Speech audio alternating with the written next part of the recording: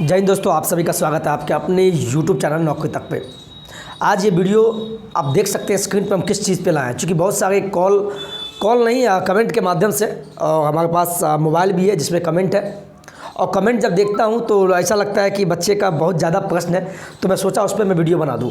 क्योंकि बहुत सारे ऐसे भी साथी हैं जो DLED किए हुए हैं, DLED 21 सेशन में एडमिशन लिए, 21 सेशन में एडमिशन लिए और 21 से 23 उसका सेशन है। उसके मन में दो प्रश्न ज़्यादा आ रहा है कि क्या सर जो DLED है उसकी मान लीजिए DLED क्या कंप्लीट होना चाहिए, और कुछ का ये प्रश्न है कि सर मेरा सीटेट मान लीजिए निकल जाता है, सीटेट मान लीजिए मेरा निकलता है, इस बार जो एग्ज़ाम हुआ है, और मेरा DLED का 23 तक मेरा कंप्लीट नहीं होता है, यानी डिग्री मेरे हाथ में नहीं होता है, तो क्या तब भी हम 7वें चरण शिक्षक बहाली जो बिहार में आएगा तो क्या मैं बैठ सकता हूँ? तो ऐसे प्रश्न है और वाजिब प्रश्न है, इसीलिए मैंने लिख दिया है कि DLED का डिग्री होना चाहिए। क्या बात है ये, अगर सीटेट पास होते हैं और DLED नहीं कंप्लीट है तब भी टीचर बन सकते हैं क्या?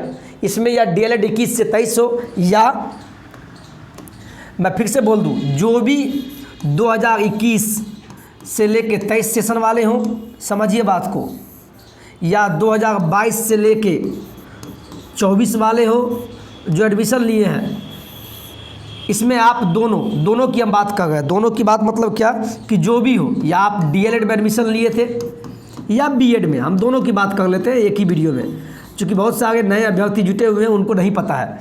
आपको एक चीज़ पता है क्या कि इस बार जो सीटेट का एग्ज़ाम हुआ था, सीटेट का एग्ज़ाम जो इस बार हुआ था, इसमें नियम क्या था कि जो एडमिशन लिए हैं, अगर BEd या DLED में एडमिशन लिए हैं, अगर एक दिन भी एडमिशन लिए हो गया तो वो भी सीटेट का एग्ज़ाम दे सकता है।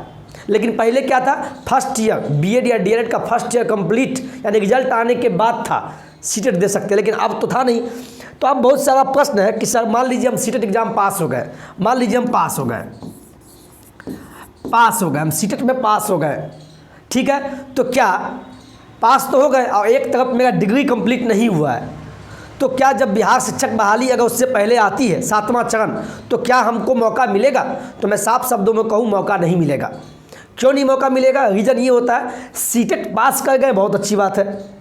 मान लीजिए कोई सेशन 2023 वाला है, वो भी मान लीजिए अभी एडमिशन लिया होगा BEd, अभी हाल ही में लिया, यानी 2022 में लिया था, 23 वाला तो अब होगा ही, तो वो सीटेट पास हो गया और उसका सेशन भी ख़त्म नहीं हुआ, डिग्री भी कंप्लीट नहीं हुआ 2 साल का, तो फिर वो नहीं बैठेगा।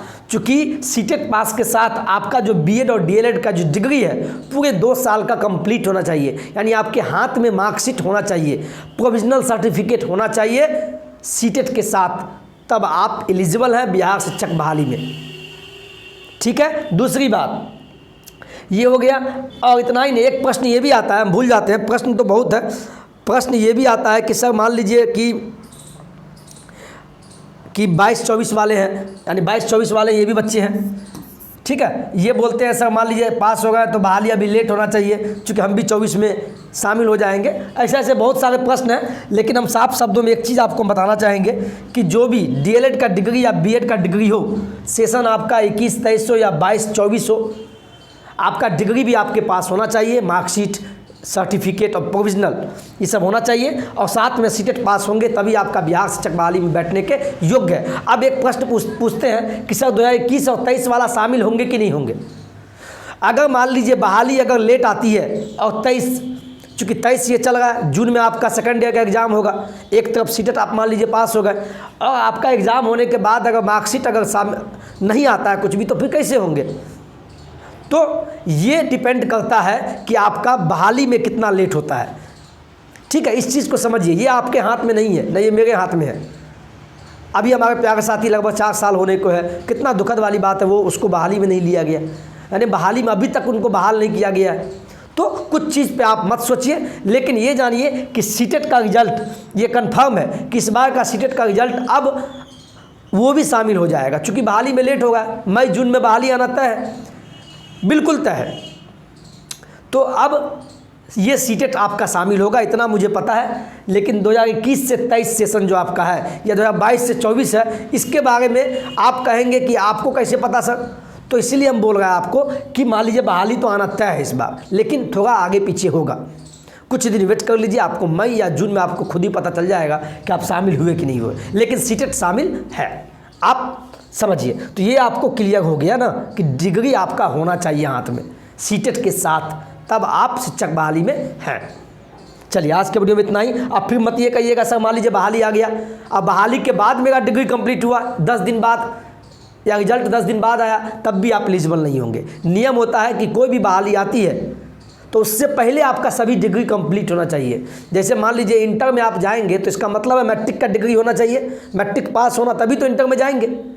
तो बहाली से पहले, विज्ञप्ति से पहले आपका डिग्री कंप्लीट मांगता है। यही आज का वीडियो था। आपका जो प्रश्न था हम लेने का प्रयास किए हैं और जो भी कमेंट किए हैं उनका जवाब इस वीडियो में मिल गया होगा। आज के वीडियो में इतना ही।